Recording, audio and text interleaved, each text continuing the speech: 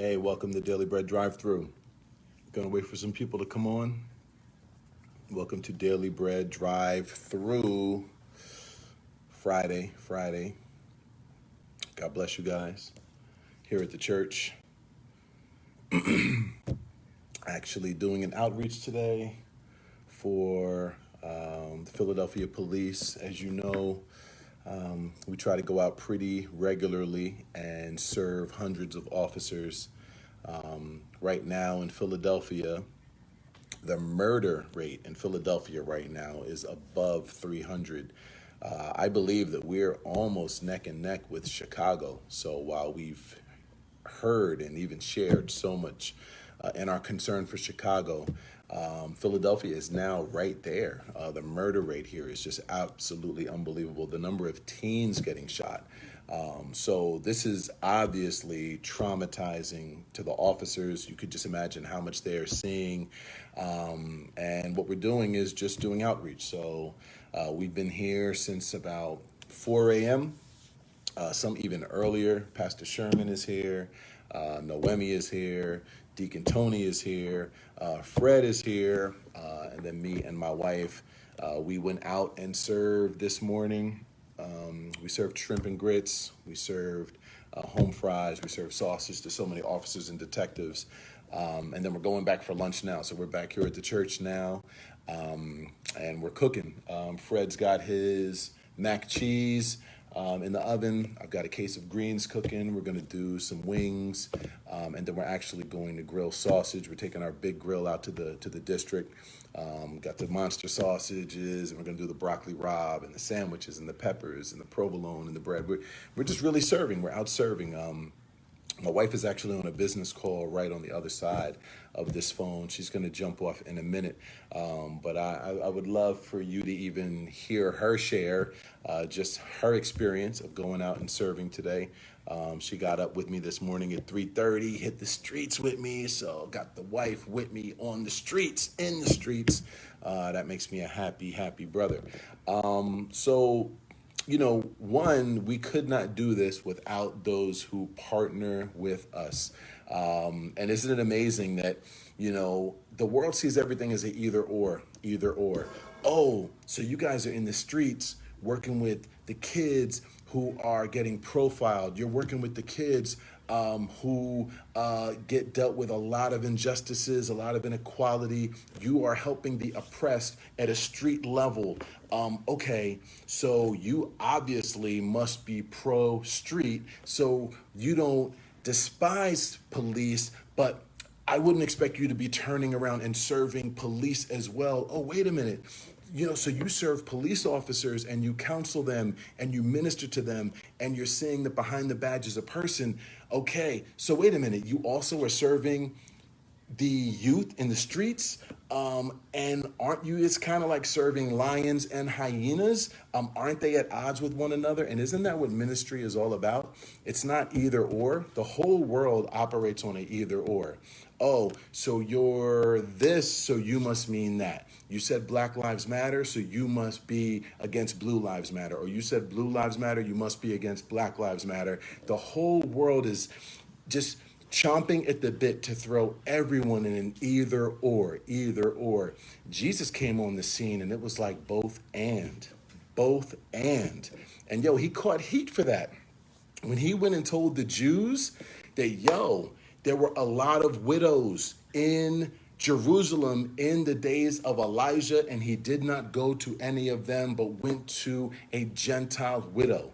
There were a lot of lepers in the day of the prophet, but yet it was a Syrian. The Jews did not like that. He came into a world of either or. Who are you with? He came in a world and said, everyone is on the broad road to destruction.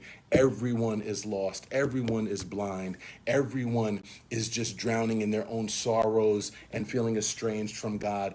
God so loved the world, he gave his only begotten son. So Jesus came into a world that said either or, and he came in and said it's both and, knocking down the walls of division that separate us. Every time I go out and serve the police, for me, that's a testimony because my wife will tell you, in my unsaved career, in my unregenerate career, even though I consider myself conscious and woke and everything and I despised the law. I saw it as part of just a system. I didn't see individuals. I just saw people who represented a system. And because I hated the system, I crossed the line into hating people. So even the fact now that I serve police officers is only a testimony of what Jesus will do, because I was as anti-cop as anyone. I mean, I'm talking, I'm in the middle of a conversation. If a cop drove by in a car, I would stop the convo just to stare down that officer as they drove by with absolute disdain. It's just proof of what Jesus will do. What are you letting Jesus do in your life? What is your testimony of, I used to be this way and now I'm not. I used to be this way. I used to be an either or and I'm a both and. The sad thing is right now the church is getting so caught up in the world that now you got Christians operating on a either or. You got Christians on an either or. Well, if you think this way, well, then you're in that camp. It's one Lord, one faith, one baptism. We're one body. And out there in the world, it's one lost world. So we just have to be gospel minded. We have to be excited about opportunities to just love people outside of our context, love people outside of our culture, and love people outside of our comfort zone. So here's the challenge for you today. Who will you be ready to love outside of your context?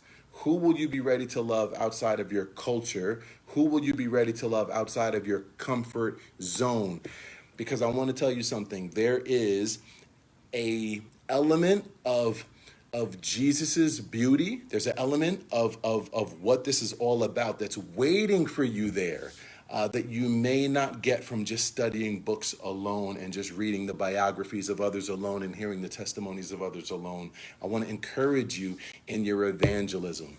And you're like, wait, but Pastor, wait a minute, you don't, what, the church is closed right now. I feel overwhelmed with this idea of evangelism. Listen, are you just ready to love every person? When you go through the door, do you look behind you for who you can hold the door open for?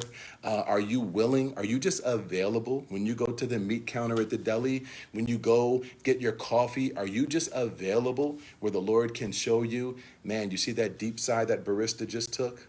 And are you willing to watch God when you take that first step, that he will just, okay, you go the extra measure and say a word to that overwhelmed barista. And now the Lord sees you did that. So then he touches her or his heart to open up to you. Are you willing to walk out your door available for whatever God wants to do? Or is your biggest concern with the Lyft driver when you ride the Lyft is whether he sneezes or not, or whether she sneezes or not? Do you just see people as a means to an end, or do you see them as souls? And I tell you, even this morning, my wife and I were out there serving up the food, and this young officer, and you could tell she was so new to the force. I mean, I don't know if she's older than my daughter, Annie. I don't know if she's older than 22. And she came outside, young white sister, and she just let out this sigh and ran her hand through her head. And man, I said to my wife, did you see that? Like, I wanted to just hug her. The world out there is just sighing, but they want to know, where can they take their sigh? Remember, Jesus said, you are the salt of the earth. You are the light of the world. Our job is to be salty. So when these people come around us, they don't know why, but they just want to be near us. They want to talk to us. They just make up a reason. They come stand near you, or the next time they see you. We've got to be gospel minded. These are the days to be gospel minded. This is probably the greatest open door we've had as believers to be able to share Jesus. We have got to be gospel minded everywhere we go. The person at the toll booth, I'm gospel minded. The person the server at the restaurant, I'm gospel minded. But this is what you do. Here's the challenge. I'm originally from North Jersey, New York area. And whenever I go home, it's just kind of like, back home, what's popping? Okay, driving, new billboards. I remember this, saying to the kids, I remember being on this corner, all through Manhattan, everything. And I remember I had to say to the Lord, Lord, when I go up there for a day of fun, I can just get so caught up in the fun. And I remember I prayed to the Lord and said, Lord, even if it's just a day of fun. I'm never off duty. I said, Lord, show me what you see. Show me what you see when you see New York. Show me what you see when you see just, lights, camera, action coming up and down the street. And the next time I went up there and I prayed that prayer, I still had fun. But man, he opened my eyes and I just saw what was behind the masks of people. Yo, do you ask the Lord? Here's the challenge. Ask the Lord to show you what he sees. Ask him to give you his eyes. What do you see when you go in the grocery store, Lord? What do you see when you go out for a night on the town? What do you see? And then you're like, well, man, sounds like, man, turns a fun time just turned into work. Let me tell you something. Working with the Lord, walking with the Lord is more refreshing than even your most fun without him. Working with the Lord, walking with the Lord is more refreshing, more aha, more this is why I was created, this is why I'm here, than your most fun where he's just an afterthought until you get home. Oh yeah, Lord, thank you for a good night. You know what I mean? Let's be gospel minded. Let's really be gospel minded. So as you guys know, we're in Ephesians. We're going to continue with that. This Sunday, listen, this Sunday, we're going to get back into talking about depression. Remember 2 weeks ago, we kicked off on depression, talked about it. We're going to get back to that and look at Zechariah 3 as Joshua, the high priest. He's going through some stuff, man. The enemy is right here trying to resist him. He's standing in front of the Lord. Now, we got to remember, that's a powerful picture, right? But yo, did it say that Joshua, the high priest, knew what was going on? Or was it the prophet Zechariah who was shown? And I wonder what Joshua was thinking when the prophet Zechariah came and said, yo, the Lord gave me a vision about you. Yo, you were standing in front of the Lord. And Joshua would be like, yo, I really been asking God for help. But yo, I'm going to tell you something else. It gets deeper. Yo, Satan was standing at your right hand, resisting you. And I imagine Joshua must have been like, yo, I didn't know it was the devil, but it was, man, discouragement, depression, confusion, doubting myself. Whoa, I thought it was me. Yo, it was the enemy. Yo, what about when the depression, the issues, the anxiety we go through is actually a demonic attack? And yes, it does then have a physical manifestation. It will then, oh, my insomnia, oh, my migraine, my this. But let's really talk about depression. I think right now that is a weapon the enemy is using. It's just a weapon the enemy is using. I think there's a time in the church where he's using pride. I think, there was a time when the enemy was hitting everybody with pride. Pop your collar. Your church is the best. Your church is the best. You go to this church and pop your collar, pop your collar, pop your. I think right now it's on some old, yo, your goals, your dreams. He's just reminding each of us of the things you wanted to do that you don't. Everybody's like, oh, this summer stunk. This summer was trash. Yo, it's a fine line with saying that and actually letting the enemy color our lenses. Because for real, I had a good summer. I had a good summer. What'd you do this summer, Aaron? Yo, taught the word every day and watched brothers and sisters in the faith get encouraged and watched how that even a global pandemic can't stop the community of God. Yo, my summer was actually cool. Woke up every morning, learned that I could do things that I thought I just would not be able to do. Almost 100 episodes of the Daily Bread drive-through. Yo, what'd you do this summer? Yo, got really close with my family. Yo, for real. Yo, man, got to just do a little more introspection, got faced myself a little more, and then just really invited the Lord into more areas of my life. My summer was good. The Bible says that all things work together for good, but we just have to be careful of who's holding the lenses we're putting on. Is the enemy handing us our lenses? And we just have to be careful. So look, this Sunday we're going to talk about depression. It's real. It's real. I have been depressed. My wife has been depressed. It is real. It's real. Elijah was depressed. Job was depressed. You know what I mean? I think Paul, no doubt, has dealt with some depression. What about when Paul even says in Timothy, yo, when I went up for my trial in Rome, no one showed up. Yo, Paul, wait a minute. You're the greatest evangelist of all time. You touched lives everywhere you went. Not one person showed up at your trial. He said, when I went to my trial, no one showed up, 2 Timothy. He says, I pray the Lord doesn't hold this against them. Yo, that's a brokenhearted man. Look, we're going to really just talk about depression. We're going to talk about what the Lord does, because it wasn't just the enemy resisting Joshua. It was the Lord comes in and the Lord rebuked the devil. What about when we're just overwhelmed? The depression is too much. The overwhelming feeling is too much. The fear is too much. The depression, again, too much. And yo, the Lord comes in and rebukes it. What about when the Lord comes in to rebuke that depression? What about when the Lord comes in to rebuke that anxiety? In Zechariah 3, the Lord says, the Lord rebuked you, O Satan. He didn't say, yo, I'm praying that Joshua finally rebukes him. I'm praying that Joshua finally rebukes him. I'm praying that Joshua opens his eyes and rebukes the devil. What about when the Lord is on some old, no, Josh, no, baby boy, I got this. The Lord rebuke you, Satan. No, Joshua, I got this. The Lord rebuked that depression. The Lord, what about when he just shows up large and in charge? Yo, we're going to talk about a lot of that this Sunday. So you off your phone call? Yes. Come on around. Come on. Tasha's coming. Who wants to see Tasha in the building? Tasha's in the building, out serving today. She's been on the front lines with me. Come on. Now, look. Talk about just being out there this morning. You've been married to a chaplain for the Philadelphia police, but this was the first time you went out there. You went out there 3:30 in the morning. Just Right. what was it like? It was beautiful. It was. They got to see your face though. It was. It was a nice experience. It was good to see it firsthand, and just to watch how the police officers really responded to us being out there, and really appreciated that we were doing this for them for no other reason than just to show appreciation.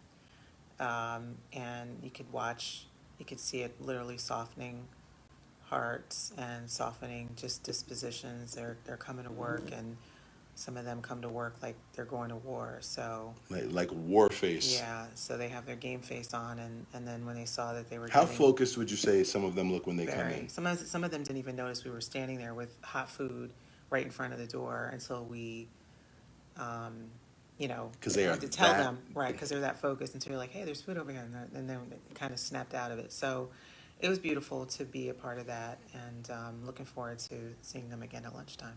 Yeah, we're gonna do it up. Mhm. You know what I mean? So, Yeah. anything else you want to share? That's it. What about just getting out of, so your calling is to be a lawyer. People watching here have their calling, right? What about, so today you got off of the treadmill. Our calling's a treadmill. Right.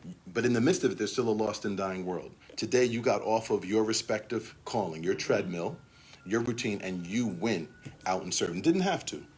Yeah. What did you quote unquote know that you now realize, man, I've not been knowing it as well as I've known it just by going out and serving today. I just think appreciation for my own blessings. It's something that I think about often, but it really hits home when you're able to serve other people, and you can just put aside your own worries for a few minutes, your own concerns. Some of them are trivial, some of them are important, but you can put them aside for the sake of helping someone else, and stop focusing on yourself for a little bit. So a deliverance from just self-absorption, Right. which our day really Right. pushes really hard, right? And self-absorption seems like, well, I'm just examining myself. We can hyper-spiritualize Right, it, right. you know? What about just the pain of others or... Well, it makes me really blessed for what I do as a profession, which sometimes, we all complain about our jobs, but I don't go to work every day and worry about dying, basically. Yo, you just said a mouthful. Yeah.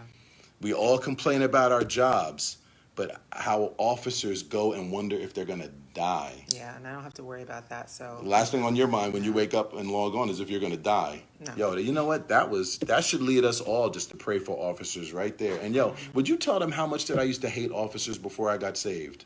Yeah. Did I? Yeah, Yes or no? You would screw face. You would give them like the evil eye. If you Judges, saw- cops, yeah, right? Anybody in authority. Yeah. Yeah. And so it's yo, if the Lord will touch you, the Lord, look, remember, the world's trying to make us either or. Yo, are you for this group or this group? Yo, Jesus, remember, we follow Jesus. We don't even follow churchianity. We follow Jesus. It's not either or, it's both and.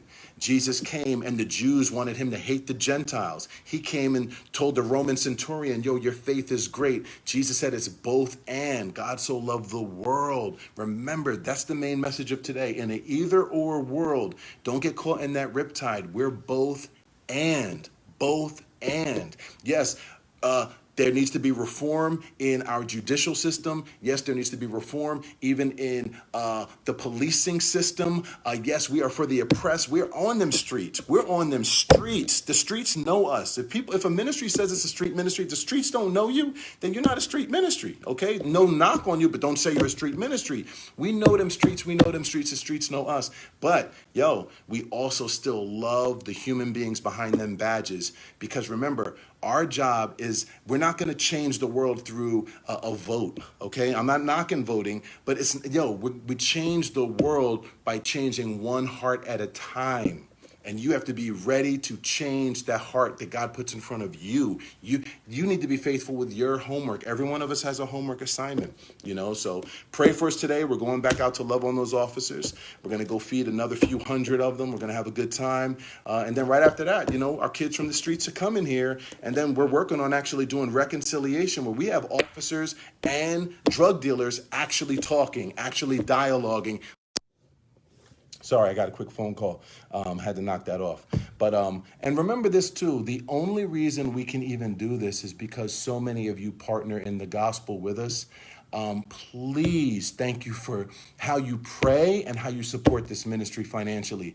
It's the only reason we can go out and feed hundreds of officers and give them the gospel. It's the only reason that we are buying college textbooks for our level up kids who are in college. We had like 6 or 7 go off to college.